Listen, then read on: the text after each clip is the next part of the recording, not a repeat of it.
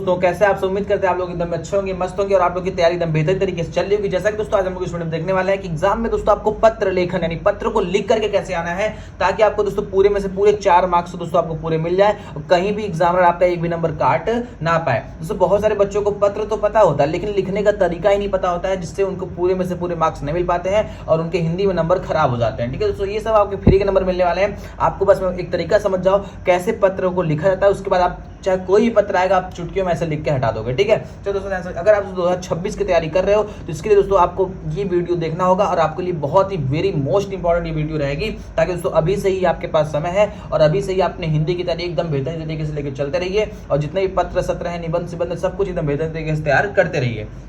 दोस्तों हम आज इस वीडियो में देखेंगे पत्र लेखन के बारे में। ठीक है दोस्तों, ऐसे लिखो फुल मार्क्स मिलेगा, यानी अगर आप जैसे मैं पत्र लिखता हूं अगर आप उस ढंग से पत्र को लिख देते हो दोस्तों आपको फुल मार्क्स देने में कोई रोक नहीं सकता है। ठीक है, चलो दोस्तों पहले हम लोग समझ लेते हैं कौन कौन से पत्र लेखन 2026 बोर्ड एग्जाम के लिए बहुत ही वेरी मोस्ट इंपॉर्टेंट है, जो हमेशा एग्जाम में पूछे जाते हैं। तो सबसे पहला पत्र लेखन क्या है दोस्तों, ध्यान समझिएगा। कह रहा है कि अपने क्षेत्र में व्याप्त गंदगी यानी जो फैली हुई गंदगी के कारण उत्पन्न डेंगू व मलेरिया जैसी भयंकर बीमारियों की जानकारी किसी दैनिक पत्र के संपादक को देते हुए पत्र लिखिए। दोस्तों ये बहुत ही मोस्ट इंपॉर्टेंट है, क्लास 12th के लिए भी और क्लास 10th के लिए तो बहुत ज्यादा है। ठीक है, ध्यान समझिए क्या पूछ रहा है कि मतलब अपने मोहल्ले की साफ सफाई हेतु प्रार्थना पत्र आएगा तो ये लिखना है, यानी गंदगी वाली बात कहीं आ जाए, कहीं साफ सुथरे वाली बात आ जाए, कहीं डेंगू मलेरिया वाली बात आ जाए, समझ लो भाई साफ सफाई वाले पत्र ही आएगा। अगर कभी भी आपसे पूछे मोहल्ले की साफ सफाई हेतु प्रार्थना पत्र तो समझ जाओ यही वाला क्वेश्चन आपसे पूछा गया है।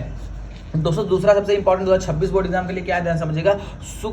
शुल्क माफी हेतु अपने विद्यालय के प्रधानाचार्य को एक प्रार्थना पत्र लिखिए, यानी अपना फीस कम कराने के लिए विद्यालय के प्रधानाचार्य को एक पत्र लिखिए। दोस्तों ये वेरी मोस्ट इंपॉर्टेंट है, बहुत दोस्तों मतलब समझ लो वीवीआईपी है। ठीक है, बहुत ही मोस्ट इंपॉर्टेंट क्वेश्चन है जो हमेशा एग्जाम में आपके आता है। दोस्तों तीसरा ध्यान समझिए क्या कर रहा है, बिजली समस्या के निराकरण हेतु अपने जिले के बिजली विभाग को शिकायती पत्र लिखे, यानी कि इससे गांव में बिजली जब खराब हो जाती है तो लोग शिकायत पत्र को लिखते हैं। दोस्तों ये भी बहुत ही मोस्ट इंपॉर्टेंट है आपके बोर्ड एग्जाम की दृष्टि से।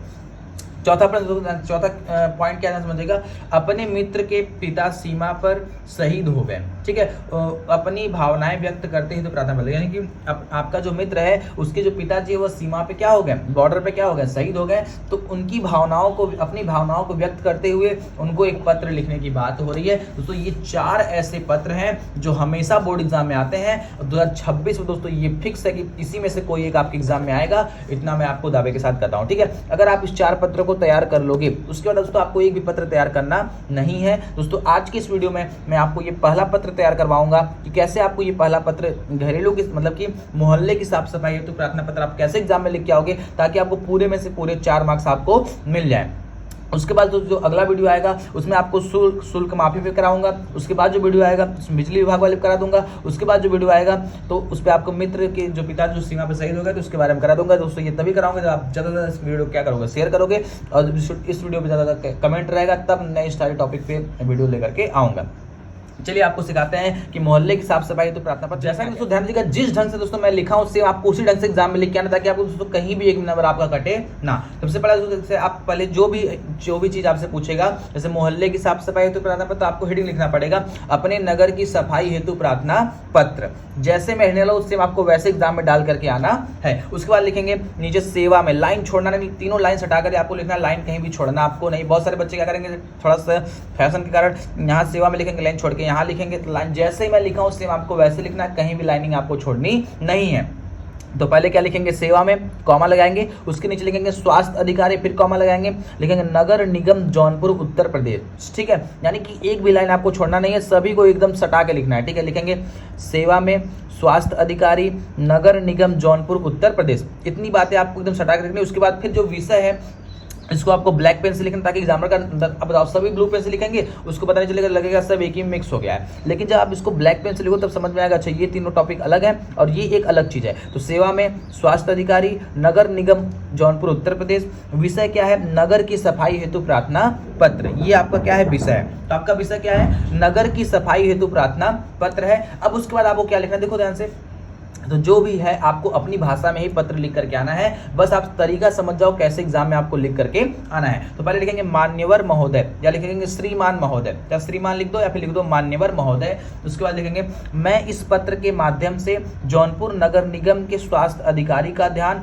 आपके मोहल्ले की गंदगी की ओर खींचना चाहता हूँ। अपने मोहल्ले की गंदगी को खींचना, यानी आप जो स्वास्थ्य अधिकारी को जो प्रार्थना पत्र लिख रहे हो तो उसमें आपको इस ढंग से लिखना है ताकि वो पढ़े तो एकदम समझ जाए कि हाँ कोई अच्छा इंसान ही लिखा है, ताकि मैं एकदम अट्रैक्ट हो जाए वो आपके पत्र की तरफ। ठीक है, तो क्या कर रहा है, मैं इस पत्र के माध्यम से जौनपुर नगर निगम के स्वास्थ्य अधिकारी का ध्यान आपके मोहल्ले की गंदगी की ओर खींचना चाहता हूँ। ठीक है, यानी आप क्या करना चाह रहे हो कि भैया मैं इस पत्र के माध्यम से जो स्वास्थ्य अधिकारी जी हैं उनका ध्यान इस मतलब मोहल्ले की गंदगी की ओर खींचना चाहता हूँ ताकि वो यहाँ पे ध्यान दें। उसको क्या है भैया, आपको जानकर यह आश्चर्य होगा कि हमारे क्षेत्र में कई दिनों से कोई सफाई कर्मचारी नहीं आ रहा है। अच्छा बताओ, अगर आपके मोहल्ले में सफाई कर्मचारी नहीं आएगा तो क्या होगा, बहुत ज़्यादा गंदगी वहाँ इकट्ठी हो जाएगी, नालों में बहुत सारे कचड़े हो जाएंगे, और नाले में जब कचड़े होंगे तो वहाँ बहुत सारे मच्छर हो जाएंगे। अब वो सब मच्छर क्या करेंगे, जाके इंसान को जब काटेंगे तो डेंगू मलेरिया यही सारी चीज़ें फैलती चली जाएंगी, तो जिससे लोग क्या होंगे, बीमार हो जाएंगे। तो यही सारी बातें मैं इस पत्र में लिखा हूँ, अपनी भाषा में आपको एग्जाम में लिख करके आना है।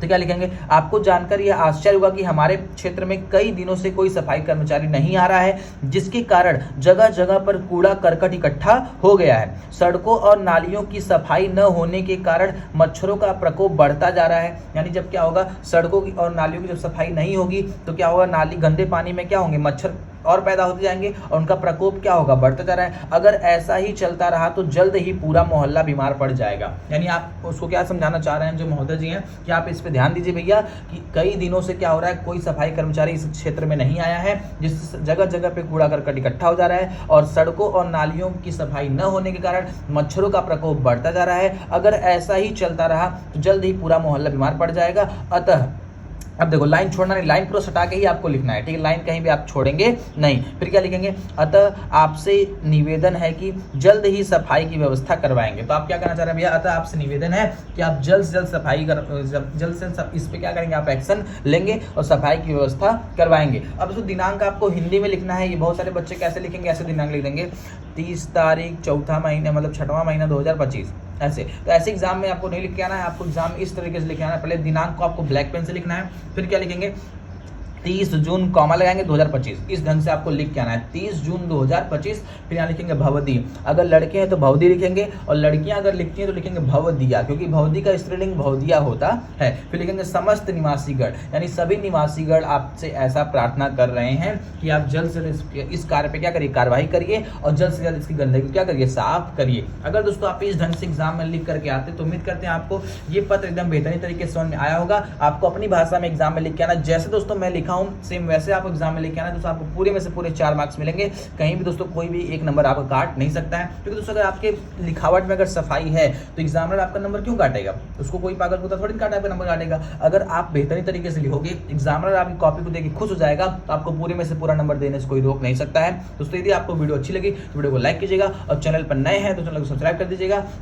तो यदि आप ऐसे ही अगले टॉपिक वीडियो चाहते हैं तो इस वीडियो को ज़्यादा से ज़्यादा क्या करिए, शेयर करिए और ज़्यादा से क्या करिए, कमेंट करिए, तब दोस्तों आपको अगले टॉपिक वीडियो जरूर मिल जाएगी। ठीक है, तो के लिए मिलेंगे आपको नेक्स्ट वीडियो में। तो बाय बाय, जय हिंद, वंदे मातरम।